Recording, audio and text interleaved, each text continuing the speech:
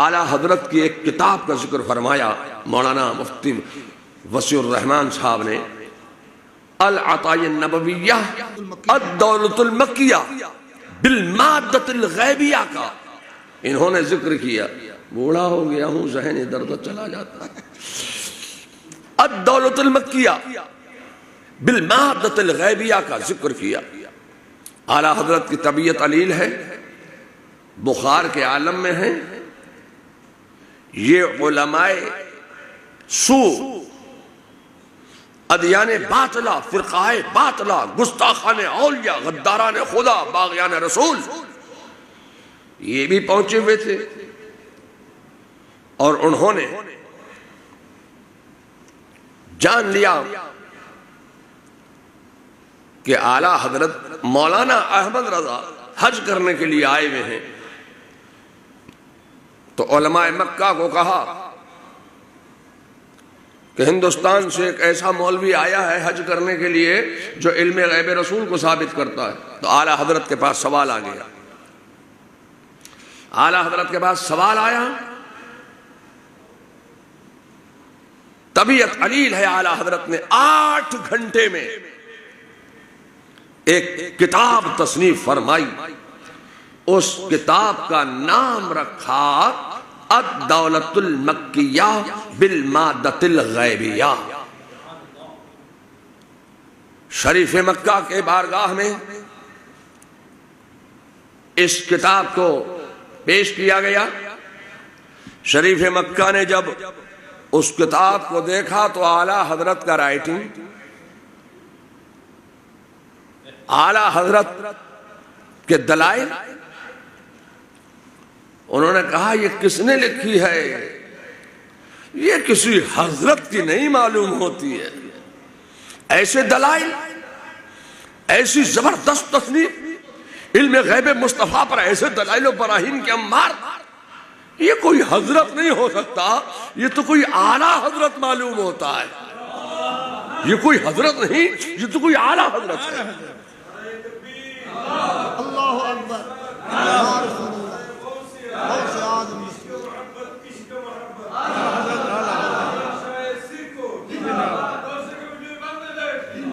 اس وقت تک کسی نے مولانا احمد رضا کو، مفتی احمد رضا کو، علامہ احمد رضا کو، حضرت احمد رضا کو اعلیٰ حضرت نہیں کہا تھا۔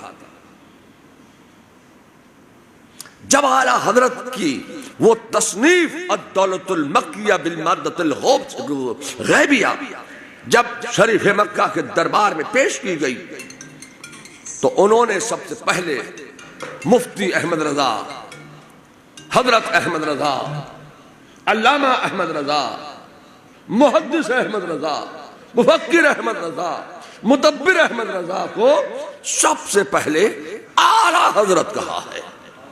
سبحان اللہ، سبحان یہ لفظ اعلیٰ حضرت اتنا مقبول ہوا کہ مولانا احمد رضا کا علم بن گیا۔ علم بن گیا، علم بن گیا، علم بن گیا۔ مولانا احمد رضا، مفتی احمد رضا، حضرت احمد رضا کا یہ علم بن گیا ہے۔ جب اعلیٰ حضرت بولا جائے گا تو ذہن سیدھا بریلی مفتی احمد رضا کی مقدس شخصیت ذہن میں آ جائے گی۔ یہ ان کا نام نہیں، یہ ان کا علم ہے۔ تو جب اعلیٰ حضرت کو اب انہوں نے طلب کیا کہ کون سا ایسا عالم ہے جس نے رسول اللہ کے علم غیب پر ایسے دلائل کے انبار لگائے ہیں، تو شریف مکہ نے ان کو بلایا، اپنے برابر میں کرسی بچھوائی اور مفتی احمد رضا کو، علامہ احمد رضا کو، حضرت احمد رضا کو اپنے برابر بیٹھایا اور پوچھا کیا یہ کتاب آپ کی ہے، آپ نے لکھی؟ تو مولانا احمد رضا نے، حضرت احمد رضا نے، علامہ احمد رضا نے فرمایا جی ہاں یہ میں نے ہی لکھی ہے، یہ میں نے ہی دلائل پیش کیے ہیں۔ تو انہوں نے کہا آپ کا قلم کسی حضرت کا نہیں، معلوم ہوتا ہے آپ تو اعلیٰ حضرت ہیں۔ تو اب انہوں نے کہا، خوش ہو گئے وہ شریف مکہ، کیونکہ بڑے خوش عقیدہ تھے، خوش عقیدگیت کی بنیاد پر انہوں نے کہا، خوش ہو کر کہ آپ کیا چاہتے ہیں، مانگیے، کچھ مانگیے۔ تو اعلیٰ حضرت وہاں مانگنے کے لیے نہیں گئے تھے۔ لوگوں نے تو یہ سمجھا تھا کہ مولانا احمد رضا علم غیب پر قلم نہیں چلا سکتے، حوالے نہیں دے سکتے، اس لیے کہ لائبریری سے دور ہیں، حوالہ کہاں سے لائیں گے، اور یہ تو علماء کی مجلس ہے، علماء کا مقام ہے، تو علماء تو حوالے پوچھیں گے، تو یہ حوالہ کہاں سے دیں گے۔ تو اعلیٰ حضرت نے جو تحریر کی ہے، قلم چلایا ہے، ایسے حوالے دیے ہیں، تو فرما دیا، اعلیٰ حضرت نے یہ ذہن دے دیا کہ میں اپنی لائبریری سے دور ہوں تو کیا ہوا، میں اپنے کتب خانے سے دور ہوں تو کیا ہوا، میں تو اس خزانے سے قریب ہوں جہاں سے ہر خزانے تقسیم کیے جاتے ہیں، میں اس خزانے سے قریب ہوں، اگر میں اپنے کتب خانے سے دور ہوں تو کیا ہوا، کیا ہوا۔ تو دلائل براہین کے انبار لگا دیے۔ تو شریف مکہ نے بھی کہا، خوش ہو کر مانگیے آپ کیا چاہتے ہیں۔ تو جانتے ہو اعلیٰ حضرت نے کیا مانگا؟ اعلیٰ حضرت نے فرمایا کہ مدینہ شریف جانا ہے، اور وہاں کے جو خدام ہیں وہ رات کو رکنے نہیں دیتے ہیں، میں چاہتا ہوں کہ مجھے کم از کم ایک شب قدم آئے ناز رسول میں گنبد خضرا کی چھاؤں میں مسجد نبوی میں ایک شب رکنے کی اجازت مل جائے۔ کیا مانگا اعلیٰ حضرت نے؟ ایک شب مسجد نبوی میں رکنے کی، روضہ رسول پر حاضر رہنے کی، رات بھر حاضر رہنے کی مجھے اجازت مل جائے۔ فوراً ہی شریف مکہ نے قلم چلایا، لکھا، اور وہاں کے گورنر کو، گورنر مدینہ کو فوراً ہی لکھا اس نے، اور ایک خط لکھ کے دیا، اور اپنے کارندے کو دیا کہ اس پہ مہر لگائی جائے۔ مہر لگائی، دستخط کر دیے۔ اعلیٰ حضرت اس وقت بہت علیل تھے، طبیعت خراب تھی اعلیٰ حضرت کی۔ 8 دن اونٹ کی پیٹھ پر سوار ہو کر اس بخار کے عالم میں، طبیعت خراب کے عالم میں، اعلیٰ حضرت 8 دن کا سفر طے کر کے اونٹ کی پیٹھ پر بیٹھ کر مدینہ شریف پہنچے، اور اعلیٰ حضرت کو مسجد نبوی میں رسول اللہ کے روضے پر ایک رات رہنے کی اجازت مل گئی۔ سبحان اللہ، سبحان اللہ۔ تو اعلیٰ حضرت نے وہیں وہ ایک نعت لکھی جس کا مقطع یہ ہے، کوئی کیوں پوچھے تیری بات، تجھ سے منگتا 1000 پھرتے ہیں، تجھ سے کودتے 1000 پھرتے ہیں، تجھ سے شہدہ 1000 پھرتے ہیں۔ اعلیٰ حضرت نے اب وہاں وہ اعلیٰ حضرت جو ہیں وہ رسول اللہ کی زیارت کے طلبگار تھے کہ مجھے خواب میں تو میں نے دیکھا ہے، اب میں چاہتا ہوں کہ اپنی آنکھوں سے رسول اللہ صلی اللہ علیہ وسلم کی زیارت کر لوں۔ ایک جب نہیں ہوئی تو اعلیٰ حضرت نے فرمایا، کوئی کیوں پیچھے تیری بات رضا، تجھ سے کتے 1000 پھرتے ہیں۔ اس پہ کسی نے کہا تجھ سے کتے 1000 پھرتے ہیں، کسی نے کہا تجھ سے کودتے 1000 پھرتے ہیں، کسی نے کہا تجھ سے شہدہ 1000 پھرتے ہیں، کسی نے کہا تجھ سے منگتا 1000 پھرتے ہیں۔ اور جب رسول اللہ کو زیارت ہو گئی، اعلیٰ حضرت کو جب رسول اللہ کی زیارت ہو گئی تو فرمایا کہ اللہ کی سرتاب قدم شان ہے یہ، انسان ہی انسان، وہ انسان ہے یہ، قرآن تو ایمان بتاتا ہے انہیں، ایمان یہ کہتا ہے میری جان ہے یہ، میری جان ہے یہ۔ سبحان اللہ۔ اعلیٰ حضرت کا بہت بڑا مقام ہے۔ اب جب یہ کتابوں کی بات آ گئی ہے تو مولانا ڈاکٹر یوسف جیلانی صاحب نے کتنی کتابیں لکھ ڈالی بنگلہ میں۔ عربی میں اسلام ہے، اردو میں ہے، فارسی میں ہے۔ اب اگر آپ یہ سوچے کہ رسول اللہ تو بنگلہ نہیں جانتے تھے تو نہیں چلے گی۔ اللہ کے رسول صلی اللہ علیہ وسلم ہر زبان جانتے ہیں۔ اگر آپ بنگلہ زبان میں دعا کرو گے بارگاہ رسالت میں، اگر وہ نہیں سمجھیں گے تو آپ کی حاجت روائی کیسے ہوگی؟ جب حضرت آدم علیہ نبینا علیہ السلام دنیا کی ہر زبان پر اللہ نے ان کو قادر بنا دیا تھا، تو رسول اللہ کے صدقے میں، جن کے صدقے میں اللہ نے آدم کو پیدا کیا، جب وہ ہر زبان پر قدرت رکھتے ہیں تو میرے مصطفیٰ بھی ہر زبان پر قادر ہیں، ہر زبان سمجھتے ہیں، ہر زبان پر دعا کرنے والے کا جواب بھی دیتے ہیں۔ ہر زبان میں رسول اللہ کی بارگاہ میں سلام کے نذرانے پیش ہو رہے ہیں، میرے مصطفیٰ سمجھ رہے ہیں اور جواب بھی دے رہے ہیں۔ سبحان اللہ، سبحان اللہ۔ تو بنگلہ بھی رسول اللہ صلی اللہ علیہ وسلم، بنگلہ ہی نہیں، ہندی بھی، اردو بھی، عربی بھی، فارسی بھی، جتنی زبانیں دنیا میں بولی جاتی ہیں، ہر زبان میں میرے مصطفیٰ جان رحمت صلی اللہ علیہ وسلم کو یاد کیا جا رہا ہے، اور جو رسول اللہ کو جس زبان میں یاد کر رہا ہے میرے مصطفیٰ سمجھ رہے ہیں۔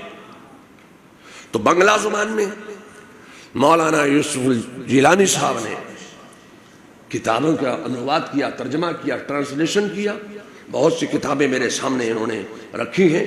اللہ تعالیٰ ان کی تصنیف کردہ کتابوں کو قبول عام عطا فرمائے۔ آمین۔ چونکہ ہم اور آپ سب اعلیٰ حضرت کے ماننے چاہنے والے ہیں، بزرگوں کے ماننے چاہنے والے ہیں، تو مجھے ایک بات یاد آئی کہ ابو المظفر محی الدین اورنگزیب عالمگیر نے 500 علماء کو اکٹھا کیا، جمع کیا، اور ان 500 علماء کے ذمے ایک کام لگایا کہ آپ مسائل جمع کیجئے، فقہ پر ایک کتاب تیار کیجئے۔ تفصیلی گفتگو کا موقع نہیں ہے چونکہ اب 10:10 ہو چکے ہیں اور میں چاہتا ہوں کہ 5 منٹ میں گفتگو ختم ہو جائے۔ تو 500 علماء کو انہوں نے دلی میں طلب کیا۔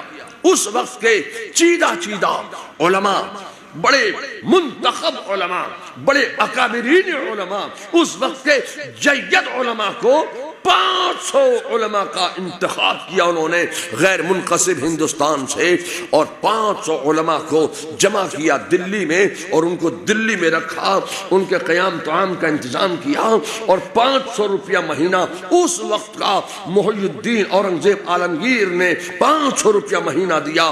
ان 500 علماء نے مل جل کر 5 سال میں ایک کتاب لکھی۔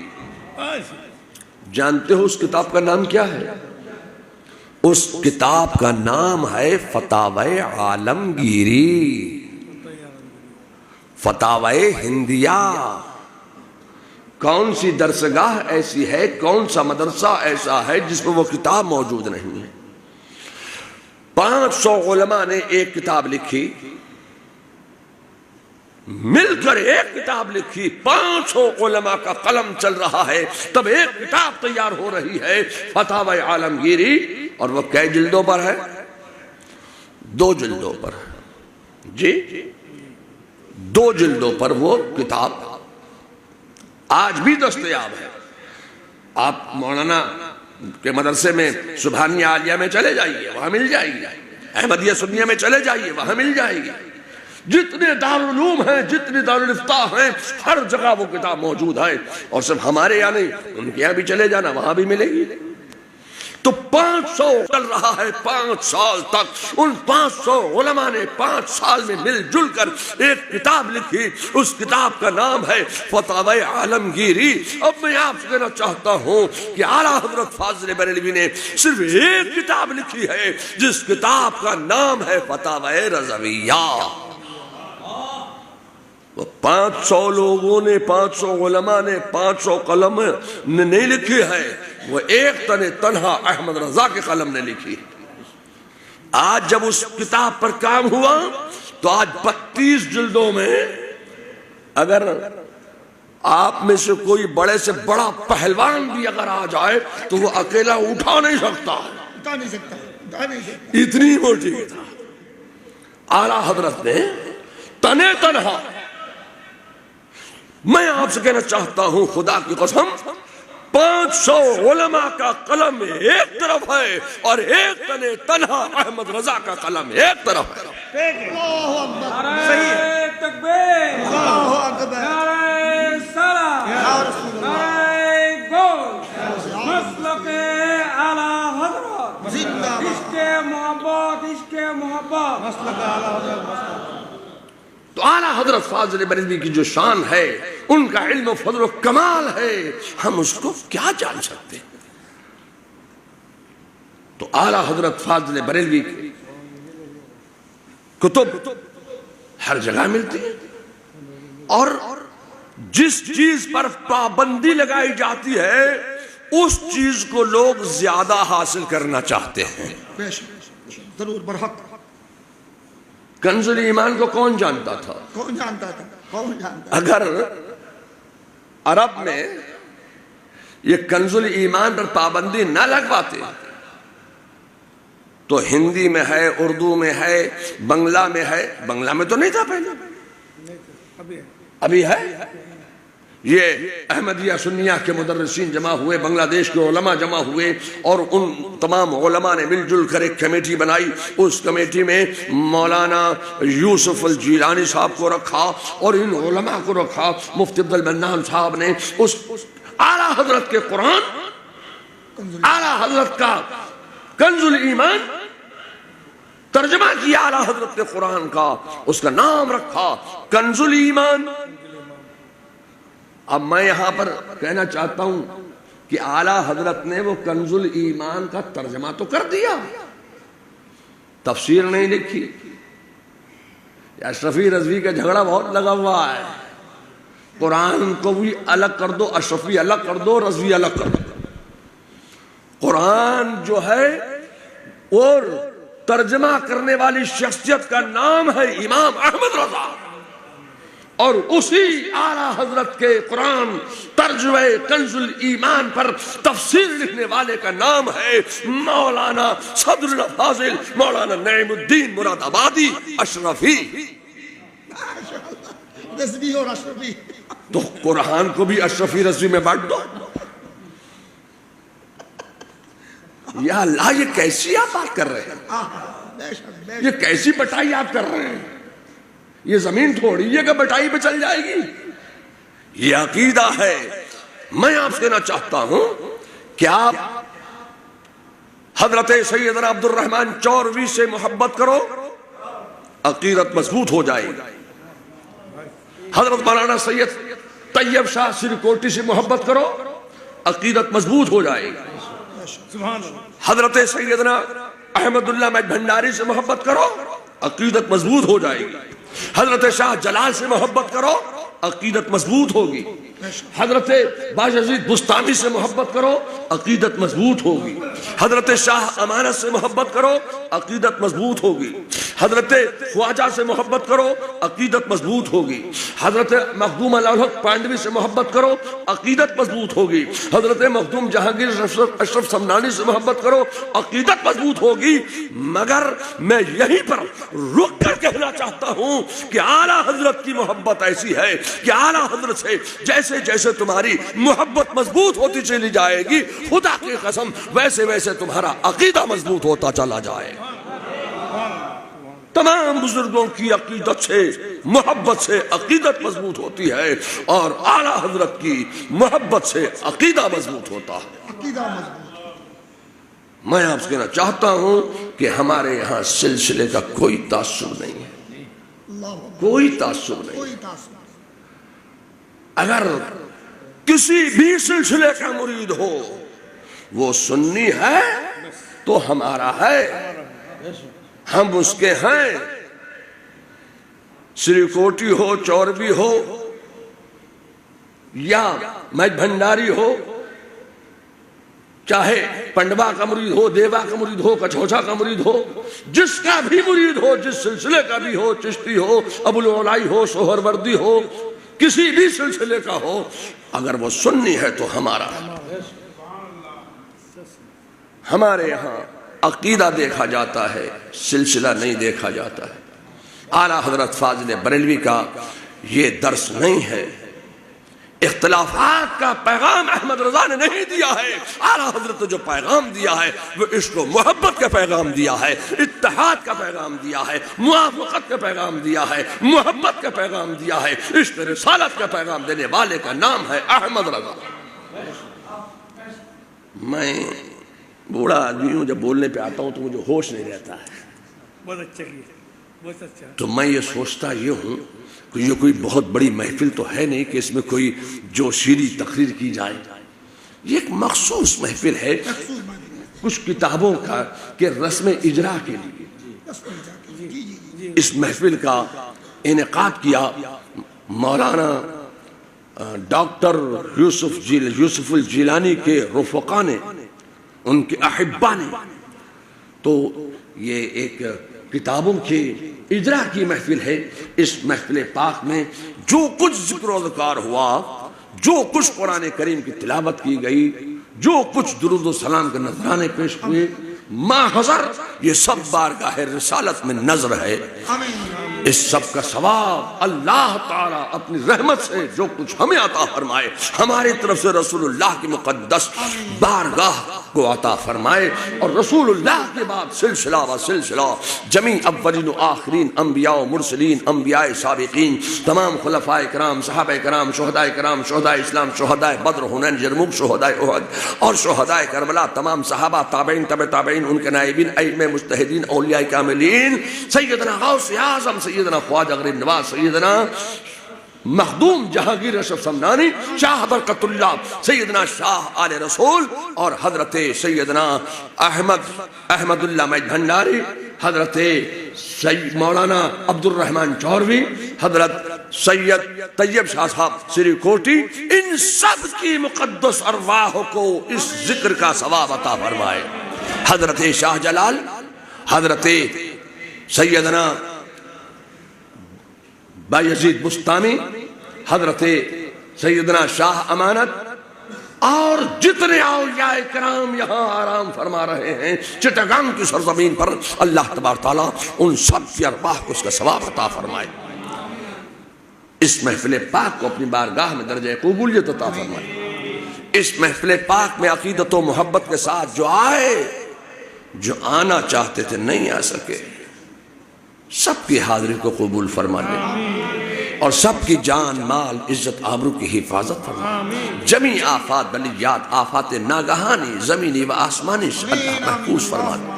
سبحان ربک رب العزت عما یصفون وسلام علی المرسلین والحمد للہ رب العالمین برحمتک یا ارحم الراحمین۔